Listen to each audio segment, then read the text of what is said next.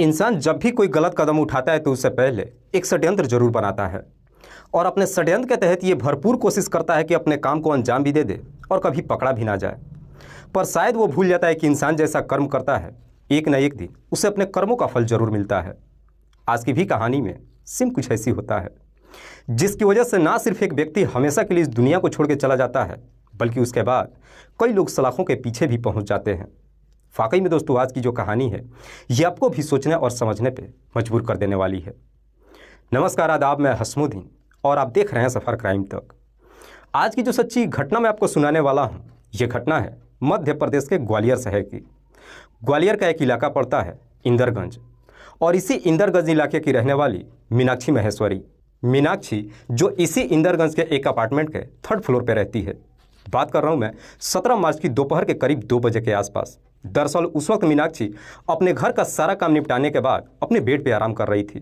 तभी कोई बाहर से आके दरवाजे पे बेल बजाता है। मीनाक्षी जब दरवाज़ा खोलती है तो देखती है कि उसके सामने उसकी सहेली प्रीति खड़ी है। प्रीति जो उसी के नीचे 2nd फ्लोर पे अपने पति और 2 बच्चों के साथ में रहती है। प्रीति के पति का नाम है हेमंत जैन। दरअसल उस वक्त प्रीति जो काफ़ी बदहवास स्थिति में खड़ी थी, रोते हुए मीनाक्षी से कहती है कि दीदी जल्दी से मेरे घर पे चलिए, दरअसल मेरे पति का एक्सीडेंट हो गया है। एक्सीडेंट होने की जब बात कहती है ये सुन करके मीनाक्षी भी एकदम से घबरा जाती है। कहती है कब हुआ और कैसे हुआ। इस पर प्रीति मीनाक्षी को जवाब देते हुए कहती है कि करीब 1 घंटे पहले मेरे पति आकर दरवाजे पे बेल बजाए। जैसे ही मैं दरवाज़ा खोली वो मेरे शरीर पे गिर गए। दरअसल उनके सर से काफ़ी मात्रा में खून बह रहा था। जब मैंने उनसे पूछा कि यह सब कैसे हुआ, उन्होंने सिर्फ इतना ही बताया कि मेरा एक्सीडेंट हुआ है। मैंने उनसे यह भी पूछा कि कहाँ पे हुआ और कैसे हुआ, लेकिन वो मुझे कोई जवाब नहीं दिए। प्रीति जैसे ये सारी बातें बताती है, मीनाक्षी तुरंत ही प्रीति को लेकर उसके घर पे जाती है तो देखती है कि वाकई में हेमंत अपने बेड पे पड़ा है और बेड पे काफ़ी मात्रा में खून भी लगा हुआ था। दरअसल वाकई में हेमंत की स्थिति काफ़ी खराब थी। मीनाक्षी जैसी इस तरह की नज़ारा देखती है तुरंत ही पड़ोस के डॉक्टर पंकज को बुलाती है। डॉक्टर पंकज जब हेमंत को देखते हैं, मीनाक्षी और प्रीति से कहते हैं कि इन्हें लेकर के तुरंत ही हॉस्पिटल जाओ। हॉस्पिटल जाने की जब बात कहते हैं, मीनाक्षी और प्रीति फौरन ही हेमंत को लेकर नज़दीकी हॉस्पिटल में जाते हैं। लेकिन डॉक्टर जब हेमंत को चेक करते हैं तो मालूम चलता है कि हेमंत की रास्ते में ही मौत हो चुकी है। इसीलिए डॉक्टर इस बात की जानकारी नज़दीकी थाने में दे देते हैं। इधर पुलिस को जैसे ही सूचना मिलती है, पुलिस अपनी टीम के साथ हॉस्पिटल में पहुंचती है तो देखती है कि वहां पे प्रीति चीख चीख करके रो रही थी। दरअसल प्रीति इस स्थिति में भी नहीं थी कि पुलिस उससे कुछ पूछताछ कर सके, इसीलिए पुलिस मीनाक्षी से पूछताछ करती है। मीनाक्षी वो सारी बातें पुलिस को बताती है जो उससे प्रीति बता चुकी थी। लेकिन मीनाक्षी जब ये सारी बातें पुलिस को बताती है, ये बातें सुन करके पुलिस को कुछ अटपटा सा लगता है। दरअसल पुलिस को मीनाक्षी की बातों पर यकीन ही नहीं होता है। इसीलिए पुलिस सबसे पहले हेमंत की डेड बॉडी को अपने कब्जे में लेती है और उसे पोस्टमार्टम के लिए भेज देती है। और जैसे मीनाक्षी ने पुलिस को बताई थी, उसकी बातों को वेरीफाई करने के लिए पुलिस अब हेमंत के घर पे जाती है और जाकर घटनास्थल की बड़ी बारीकी तरीके से मुआयना करती है। पुलिस जब हेमंत के घर पे पहुंचती है तो देखती है कि उसके बेड पे काफ़ी मात्रा में खून लगा हुआ था। लेकिन पुलिस के लिए सबसे चौंकाने वाली बात यह नजर आती है कि पुलिस जब उसके घर के अंदर और सीढ़ियों पे जाकर के जब चेक करती है तो कहीं भी खून का ना तो एक धब्बा और ना कोई छींटे दिखाई देता है, जिसे देख करके पुलिस को बड़ा अजीब सा लगता है। पुलिस ये भी सोचने पे मजबूर हो जाती है क्योंकि प्रीति ने मीनाक्षी से बताई थी कि जब वो दरवाज़ा खोली थी उसका पति उसके शरीर पे ही गिर गया था। लेकिन पुलिस जब प्रीति के कपड़ों को चेक करती है तो प्रीति के भी कपड़ों पे कोई भी खून का धब्बा नहीं दिखाई देता है, जिसकी वजह से पुलिस को अब कहीं ना कहीं प्रीति के ऊपर ही शक चला जाता है। इसीलिए पुलिस अपने शक को दूर करने के लिए प्रीति के घर के बाहर लगे सीसीटीवी को चेक करती है। सीसीटीवी रिकॉर्डिंग को जब चेक करती है तो मालूम चलता है कि जिस वक्त हेमंत की मौत हुई थी उससे करीब 1 घंटे पहले उसके घर के अंदर 2 व्यक्ति जाते हुए दिखाई देते हैं और थोड़ी देर के बाद दोनों व्यक्ति बारी बारी से घर से बाहर आते हुए भी दिखाई देते हैं। दरअसल दोनों के जाने के बाद प्रीति भी अपने घर से बाहर निकलती है और थोड़ी देर के बाद अपने घर के अंदर जाते हुए दिखाई देती है। लेकिन उस सीसीटीवी में कहीं भी हेमंत ना तो घर से बाहर जाते हुए दिखाई देता है और ना ही बाहर से घर में आते हुए दिखाई देता है। जब पुलिस उन दोनों व्यक्तियों के बारे में पता लगाती है तो मालूम चलता है कि उसमें से एक का नाम है मोहन गुप्ता जो दानाखोली इलाके का रहने वाला है। दूसरे का नाम है आदेश जैन जो सुमावली का रहने वाला है। दरअसल मोहन और आदेश दोनों जिगरी दोस्त हैं।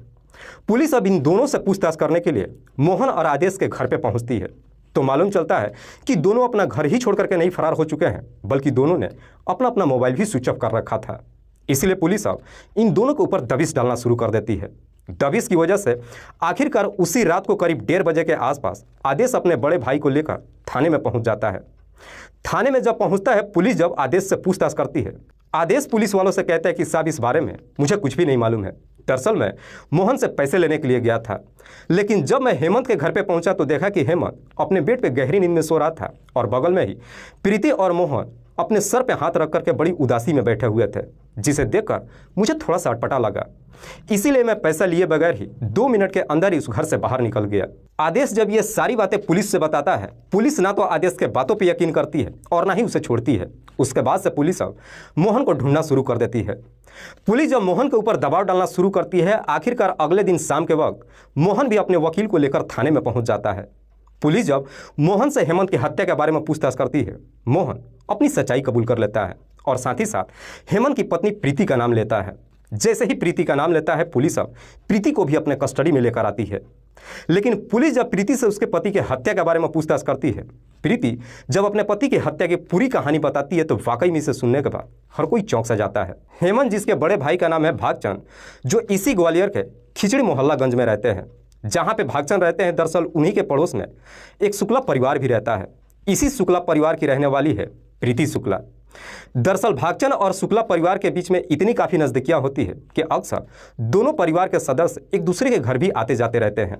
इधर हेमंत भी जब भी अपने भाई के घर पे जाता है, अक्सर प्रीति के भी घर पे जाता है। लेकिन हेमंत जब बार बार प्रीति के घर पे आना जाना शुरू करता है, इस वजह से प्रीति और हेमंत दोनों एक दूसरे के करीब ही नहीं आते हैं, बल्कि दोनों के बीच में प्रेम प्रसंग भी शुरू हो जाता है।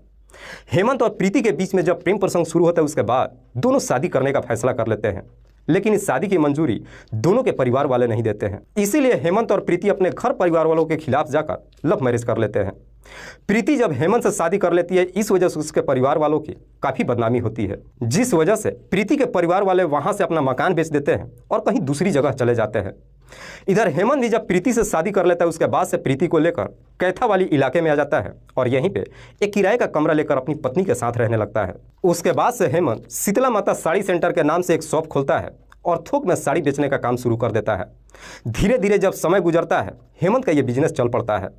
अपने बिजनेस में इस प्रकार से उलझ जाता है कि अक्सर वो गुजरात के सूरत शहर में जाता है, वहीं से मार्केटिंग करके अपना बिजनेस चलाने लगता है। लेकिन कैथौली इलाके में जिस फ्लैट में हेमंत अपनी पत्नी के साथ रहता है, उसी के ऊपर में इधर मोहन गुप्ता भी किराए पर रहता है। आसपास होने की वजह से मोहन और हेमंत के बीच में काफ़ी गहरी दोस्ती हो जाती है। हेमंत जब अपने बिजनेस के सिलसिले से गुजरात के सूरत शहर में जाता है, उस वक्त अपनी पत्नी और दोनों बच्चों का देखरेख करने के लिए मोहन के ऊपर ही छोड़ देता है। दरअसल हेमंत मोहन के ऊपर इतना काफ़ी भरोसा करता है कि सूरत से अगर कोई उसे मोटी रकम भेजनी भी होती है तो मोहन के ही अकाउंट पे भेजता है। मोहन भी ईमानदारी से हेमंत का साथ देता है। लेकिन दोनों के बीच में जैसे ही गहरी दोस्ती हो जाती है, उसके बाद से अब मोहन हेमंत के घर पे आना जाना शुरू कर देता है। बार बार मोहन भी जब हेमंत के घर पे आना जाना शुरू करता है, इधर हेमंत जब अपने घर पे नहीं होता है, उस दरमियान मोहन उसकी पत्नी प्रीति से बातचीत करता है।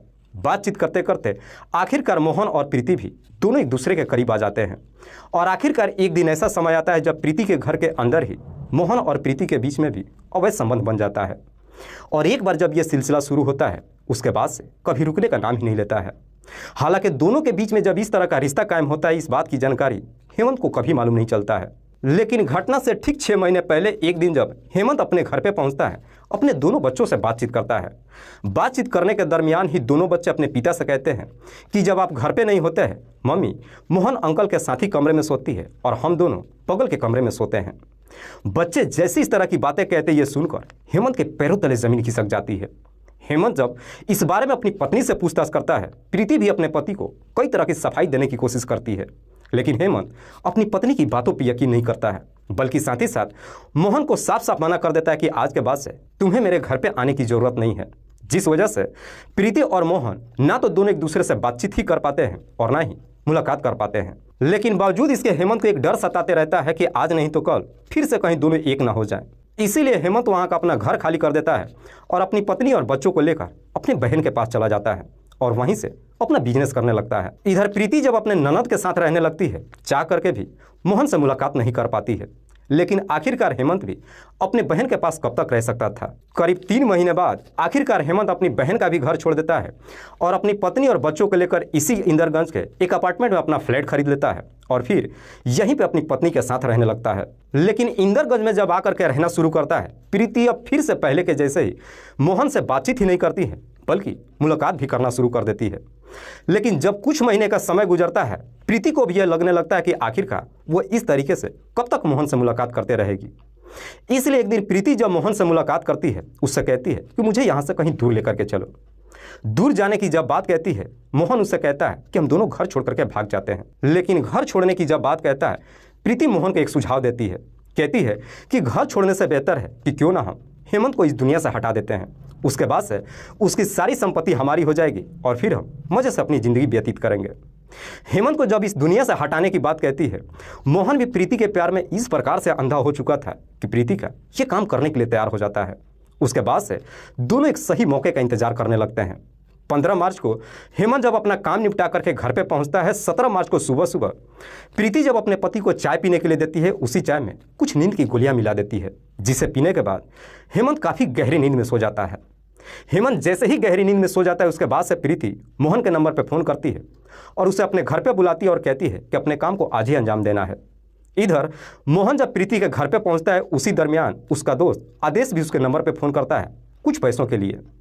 जब आदेश पैसों की डिमांड करता है, मोहन आदेश से कहता है कि मैं हेमंत के घर पे हूँ, वहीं पर आ जाओ। इधर आदेश जब हेमंत के घर पे पहुंचता है तो उसके घर का नज़ारा देख आदेश को थोड़ा सा अटपटा लगता है।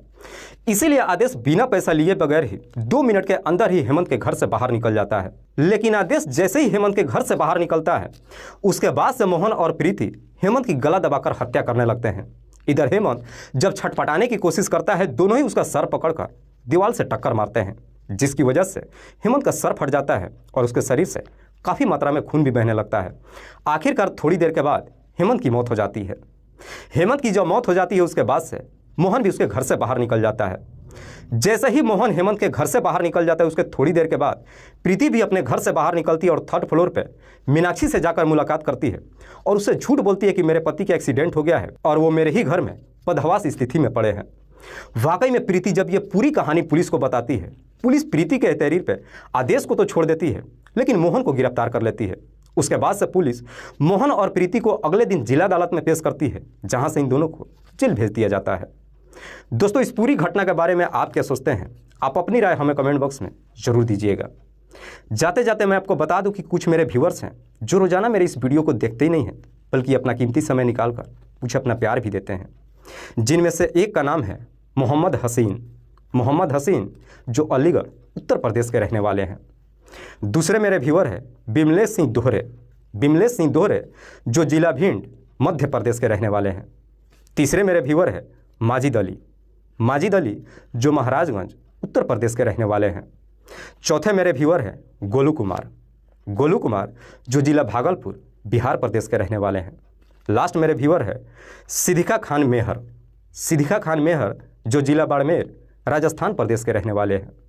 मैं आप तमाम व्यूअर्स को तहे दिल से शुक्रिया अदा करता हूं। कल फिर मिलते हैं एक और नई सच्ची घटना के साथ। तब तक के लिए जय हिंद, जय भारत।